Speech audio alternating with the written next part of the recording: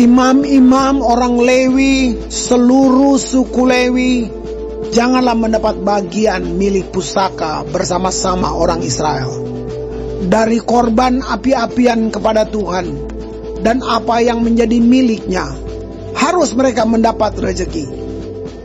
Janganlah ia mempunyai milik pusaka di tengah-tengah saudara-saudaranya. Tuhanlah milik pusakanya, seperti yang dijanjikannya kepadanya. Inilah hak imam terhadap kaum awam, terhadap mereka yang mempersembahkan korban sembelihan, baik lembu maupun domba. Kepada imam haruslah diberikan paha depan, kedua rahang, dan perut besar. Hasil pertama dari gandummu, dari anggurmu dan minyakmu, dan bulu guntingan pertama dari dombamu haruslah kau berikan kepadanya.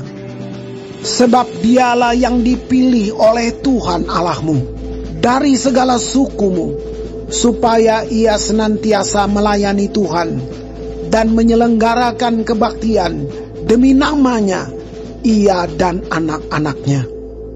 Apabila seorang Lewi datang dari tempat manapun di Israel, di mana ia tinggal sebagai pendatang, dan dengan sepenuh hati masuk ke tempat yang akan dipilih Tuhan, dan menyelenggarakan kebaktian demi nama Tuhan Allahnya, sama seperti semua saudaranya, orang-orang Lewi yang melayani Tuhan di sana, maka haruslah mereka mendapat rezeki yang sama, dengan tidak terhitung apa yang ia peroleh dengan menjual harta nenek moyangnya. Apabila engkau sudah masuk ke negeri yang diberikan kepadamu oleh Tuhan Allahmu, maka janganlah engkau belajar berlaku sesuai dengan kekejian yang dilakukan bangsa-bangsa itu.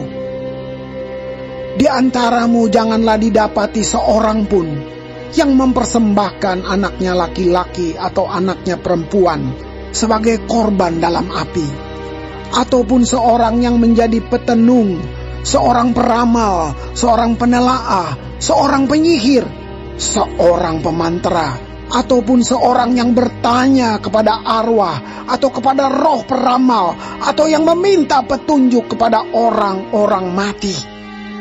Sebab setiap orang yang melakukan hal-hal ini adalah kekejian bagi Tuhan. Dan oleh karena kekejian inilah Tuhan Allahmu menghalau mereka dari hadapanmu. Haruslah engkau hidup dengan tidak bercela di hadapan Tuhan Allahmu. Sebab bangsa-bangsa yang daerahnya akan kau duduki ini mendengarkan kepada peramal atau petenung, tetapi engkau ini tidak diizinkan Tuhan Allahmu melakukan yang demikian. Seorang nabi dari tengah-tengahmu, dari antara saudara-saudaramu, sama seperti aku, akan dibangkitkan bagimu oleh Tuhan Allahmu. Dialah yang harus kamu dengarkan. Tepat seperti yang kamu minta dahulu kepada Tuhan Allahmu di Gunung Horeb pada hari perkumpulan dengan berkata, tidak mau aku mendengar lagi suara Tuhan Allahku, dan api yang besar ini tidak mau aku melihatnya lagi, supaya jangan aku mati.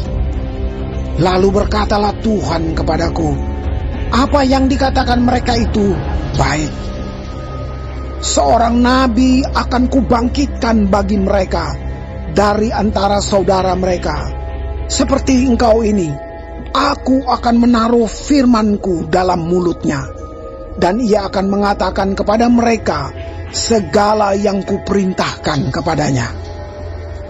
Orang yang tidak mendengarkan segala firmanku yang akan diucapkan nabi itu demi namaku, daripadanya akan kutuntut pertanggungjawaban. Tetapi seorang nabi yang terlalu berani untuk mengucapkan demi namaku perkataan yang tidak kuperintahkan untuk dikatakan olehnya, atau yang berkata demi nama Allah lain, nabi itu harus mati. Jika sekiranya kamu berkata dalam hatimu, bagaimanakah kami mengetahui perkataan yang tidak difirmankan Tuhan? Apabila seorang nabi berkata demi nama Tuhan dan perkataannya itu tidak terjadi dan tidak sampai, maka itulah perkataan yang tidak difirmankan Tuhan. Dengan terlalu berani nabi itu telah mengatakannya, maka janganlah gentar kepadanya.